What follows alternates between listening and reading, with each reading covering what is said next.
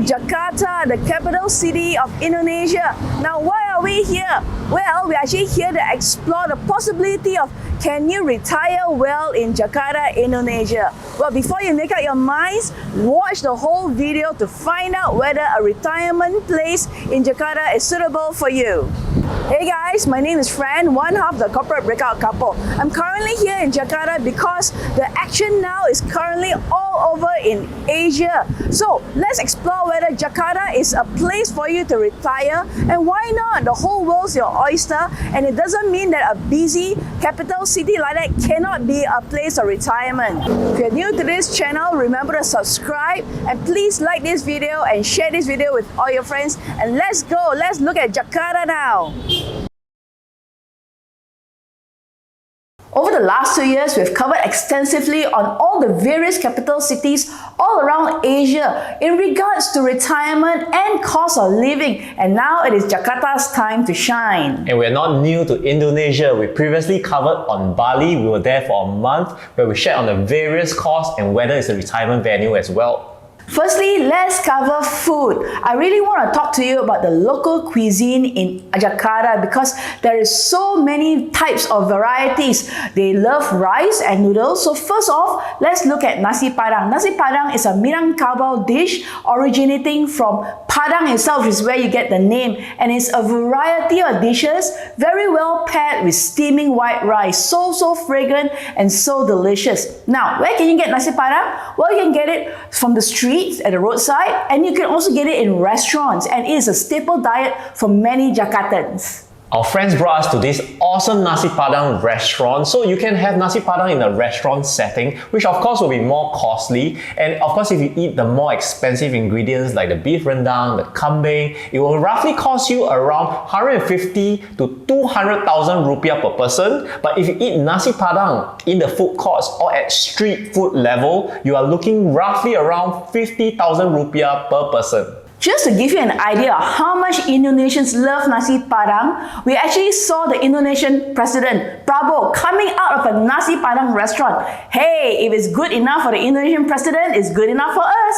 Therefore, we went in to have our dinner there, and the food was delicious. There are also other local delicacies that the locals love, such as mee bakso, bebek, which is duck, nasi goreng, fried rice, bihun, and mee goreng. To share with you an idea of the price point, if you eat mee goreng or bihun goreng in a local eatery within a short lot, it will typically cost you around 40 to 50,000 rupiah. But if you want to rough it out and eat it at the streets, you can get it as cheap as 20 to 30,000 rupiah. When you eat food at the street level, of course you can get the best prices. For example, these 10 sticks of satay kambing and soup kambing cost around 100,000 rupiah. Does Jakarta have international cuisine? Definitely! Jakarta has one of the most amazing international cuisine in terms of quality and standard in Southeast Asia. Don't believe me? Check this out. Ismaya is a big group, and they really offer so many different types of unique concepts in Jakarta itself, especially in the malls.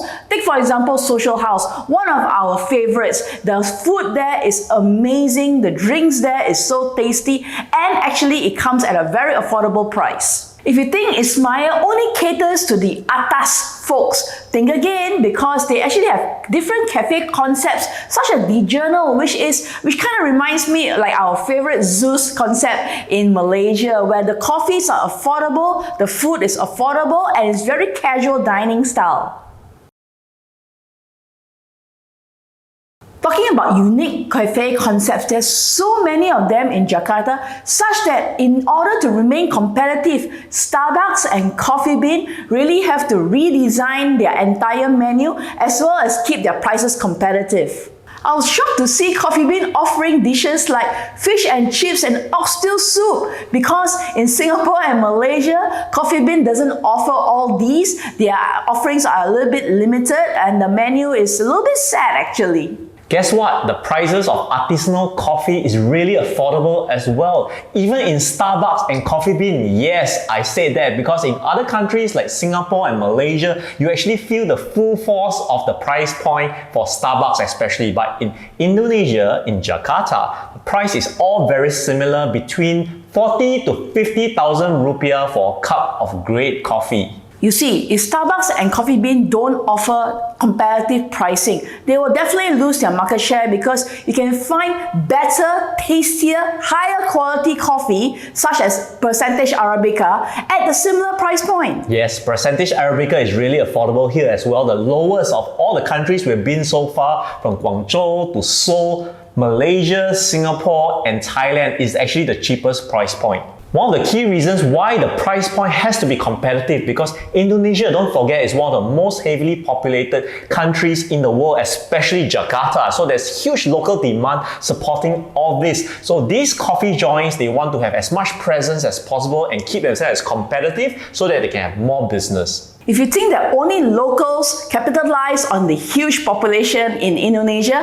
think again. Let me share you this fantastic brand cafe that we absolutely love. The food is amazing. Museo Spoon, right? It is actually originated from Bali. They've got several outlets there. And then they came to Jakarta and sprouted out to 20 over outlets in Jakarta itself. Who are the owners? They're actually two French cousins from Paris. So therefore, they're making the big bucks in Indonesia because the demand is there, and the concepts in Jakarta outlets are actually very, very nicely done, very lavish, and yet the price point is still kept at an affordable price. Because of the huge population size, you must also understand that the upper middle class and the rich and wealthy, there's a lot more of them, right? And you know, in Malaysia and Singapore, we call them Tai-Tais. Well, in Indonesia, they are called Ibu-Ibu Socialita, which is the high society, the socialites, and they love to patron all these outlets,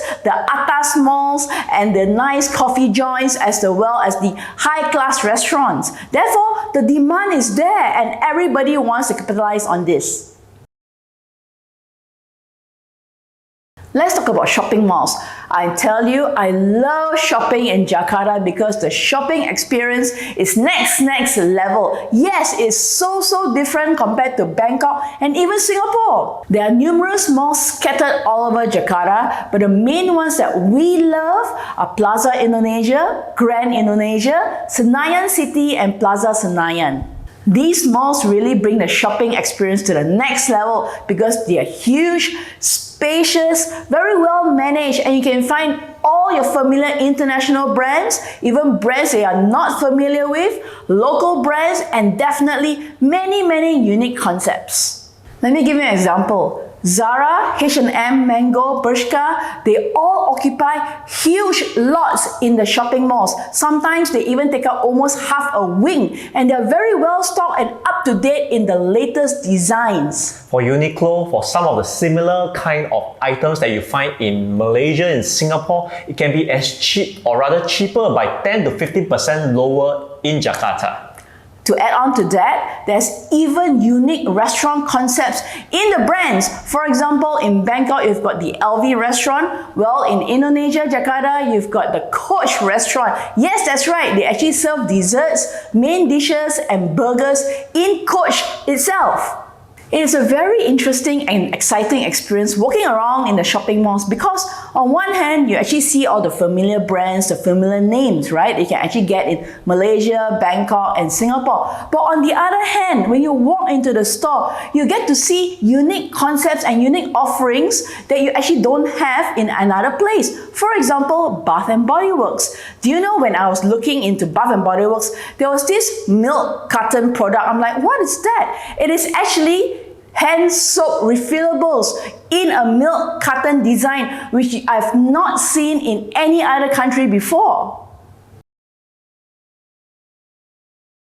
One thing we absolutely love about Jakarta is the service level. From being chauffeured around to being greeted by hotel staff or at the shopping malls or even the security staff marshalling the traffic for you, you really feel like royalty. They take their job very seriously, and the best thing is they don't expect any tips in return as well. Oftentimes, they don't even expect to be appreciated or to be thanked for their service, and they do it behind the scenes because, for example, take this beautiful suite. We got upgraded without them even mentioning it to us or without us asking for an upgrade, and we got the surprise of our lives when we checked in and we opened the door. And the price point difference is at least 40 to 50% higher. So we actually saved a lot of money. If you're thinking about retiring here and you're worried about language barrier, well, if you're looking at interacting with the service staff in the shopping malls, yes, they understand basic English, so there's no worries there. Now, if you want to interact with the locals on the street level, perhaps you need to brush up on your Bahasa Indonesia. However, that being said, I've seen many Westerners walking around on the streets, in the malls, and they are getting by just fine interacting with the locals with a smattering of Bahasa Indonesia. So if they can do it, so can you. Let's talk about transportation. We had a fantastic casual conversation with our local friends Samuel and Claudia previously, especially when we talked on the topic of cost of living pre and post pandemic. And touching on the topic of transportation, there's a new LRT, MRT system in Jakarta for the first time. So that really opened up more modes of transportation, especially when Grab and Gojek and ride hailing was introduced about 8 years ago as well. If you're somebody intending to retire here, relying on public transportation might not be the best idea. As of now, as the MRT LRT line is still being developed, it currently connects the south and central Jakarta and more developments towards the west, east and north. So getting a private car actually would be the best choice as of now to get to areas that you might not be able to get to. Or if you're adventurous, you can actually take the public transport as well. The Trans Jakarta actually goes through a dedicated bus lane, or you can take ride-hailing as I mentioned earlier. To give you an example of the price point for taking ride-hailing, whether it's Grab or Gojek, let's say for 5 to 10 kilometers ride, roughly around 15 to 20 minutes will cost you about 30 to 40,000 rupiah.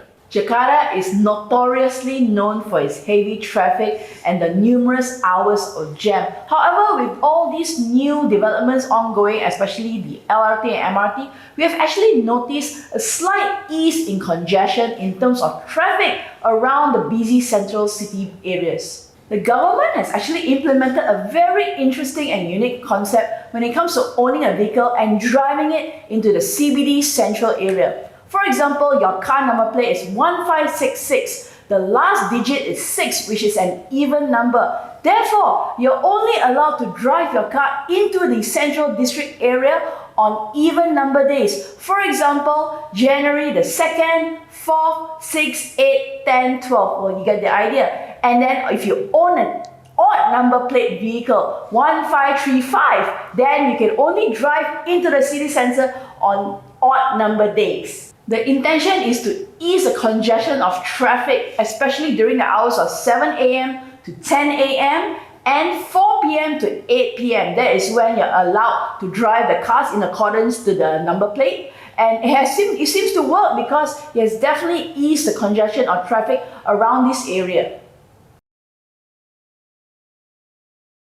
Thanks to our dear friends Samuel and Claudia, who are locals in Jakarta. Based on their recommendations in our last interview with them about the cost of living and where to stay, they've highlighted 3 main areas, which is Tamrin City, a place where Fran and I love, smack right in the center of Jakarta. We have southwestern area, Tangerang area, which is called the BSD City, or we have Kemang, which is an upscale area in South Jakarta where a lot of expats love to stay. A quick search on Rumah 123, a must check out site for property rental if you intend to stay in Jakarta. You'll find that in Tamrin area, there's plenty of properties for you to rent, starting from 2 million rupiah all the way to 20 million, which I've actually narrowed the search to. You'll find plenty of properties, many of them fully furnished, smack right in the center of Jakarta. Or you can try the other area, which I mentioned earlier, BSD City, which you have plenty of international schools for your kids if you are a parent. At Tangerang area, you have 12 million here, 8.5 million rupiah for rental per month of varying sizes, which you can of course choose from. And finally, you have the Kemang area, which you can search, which are of varying price point as well, slightly more expensive because it's an upscale market. So in Rumah 123, you'll find plenty of rental properties for you to stay at, should you choose to stay in Jakarta. Let's take a look at the retirement visa requirements to stay in Jakarta and in Indonesia, called the Retirement Kitas, and it's on this website which is pretty comprehensive and up to date, called Let's Move Indonesia. And based on the update on 22nd August 2023, there are some new changes, but pretty straightforward. You need to be above 60 years old and you need a requirement of at least 50,000 US dollars for your fixed deposit in a local Indonesian bank, and you need to show a proof of pension funds or income minimum of 3,000 US dollars per month or 36,000 US dollars per year. And what other unique requirements Indonesia have? That is, you have to hire a maid or domestic helper, and you also need your rental agreement for 1 year, of course, and you are not allowed to work. Welcome to the budget section. Today I have a really interesting budget for you based on two people, a retiree couple who are foreigners, and this couple loves to wine and dine. They belong to the upper middle class and their spending habits and their budget will be based on that. So in terms of wine and dine, they'll be eating out 80% of the time and cooking at home 20%. And they'll indulge in cafes and restaurants at least one time a day, so that's 7 times a week. They'll own a fully paid car and have a full-time driver. Yes, that's right. And for accommodation, they'll stay in the Tamrin area, which is central Jakarta, and they will hire a full-time domestic helper. Here's the cost breakdown for food category. 80% eating out means 24 days, comprising of 3 meals, breakfast, lunch and dinner. Breakfast naturally will be cheaper. You can go local or you can go Western. Lunch at 300,000 for 2 and dinner at 600,000. For your reference, you're eating a Western meal, it could cost about 700 to 800,000 for 2. If you're going local, it can be about 400, let's say Nasi Padang restaurant, 400 to 500k. So average about 600k. 2 artisanal coffee for 2 of them, and artisanal coffee can cost between 30 to 50,000, on average about 40,000. So that brings to 1.1 million rupiah per day. For the total food cost per month, 24 days of eating out, you will get 26.4 million rupiah, and 6 days of cooking at home with quality ingredients, roughly about 600k per day of food cost. If you cook at home times 6, that will bring it to 2.4 million. And the total for food for this couple, they'll be spending 28.8 million per month, which is around 1,800 US dollars. For the transport category, this foreigner retiree couple will cough out upfront money to have their own private car, which in this case, let's check out the Mercedes website for a GLE, a SUV. It starts from 1.955 billion, and yes, that's billion, and the cost they have estimated for them is around 2.1 billion rupiah, which translates to around 132k US dollars, which will be fully paid upfront. The other running cost will be a full-time driver at 5.8 million per month, and the running cost of the car for petrol, road tax, maintenance, parking, all in around 4 million per month, bringing to a total of 9.8 million running cost per month. For accommodation, I've allocated an area which is smack right in the center of Jakarta, which is Tamrin for this couple, and that's based on 14 million per month. And the rest of the cost for household utilities, internet, mobile plan for each of them, and household items roughly add up in totality to about 20.3 million per month for this couple. Here's an interesting category, the wants category. Naturally, because this upper middle couple loves to spend, I've catered for 6 short trips throughout Indonesia, which is Bali, Surabaya, Medan, Bandung, Yogyakarta, and other places about 6 times a year. That's around 28 million rupiah for 2 people for 1 trip times 6.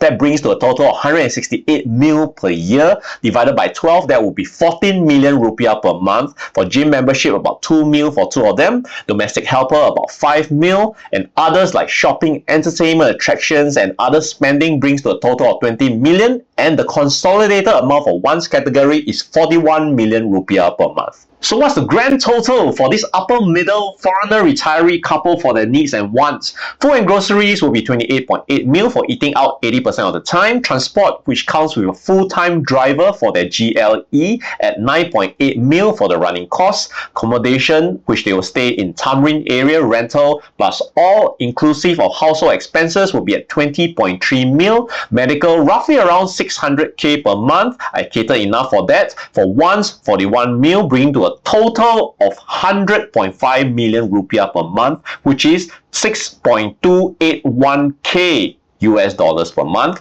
And take note, this does not include international travels between their home countries or to other countries outside of Indonesia, and does not include insurance from their home country as well. And you can see this upper middle couple for a 6,281 USD budget can live pretty well compared to a lot of other cities if you know the numbers. Well, there you go. Jakarta is indeed a very exciting city to be in. There's a lot of hustle, bustle, but yet there's a lot of new developments. There's a lot of exciting things that's coming on. So who wouldn't want to be in Jakarta? So why not, right? This is me, Fran, one of the Corporate Breakout Couple, signing off in Jakarta. Please remember to like this video, subscribe to our channel, and share this video with all your friends, because you never know, someone might go, wow, this is the place for me to consider retirement. Bye-bye.